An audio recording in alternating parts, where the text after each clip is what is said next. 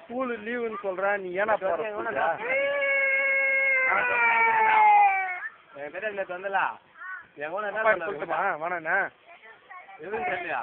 என்னதுக்கிட்ட விஜயப்படா கிட்ட வரடா அவங்க பாரு கேமரா எல்லாம் அடிக்கிறார் வச்சு வச்சு அவனும் ஆய்வுதான் இருந்தா இவ்வளோடா நான் சொல்லிட்டப்பா இத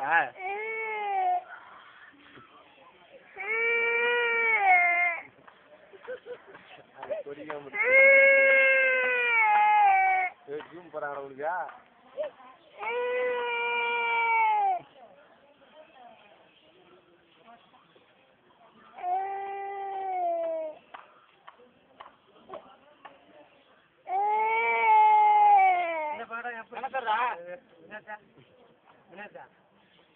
போதுமா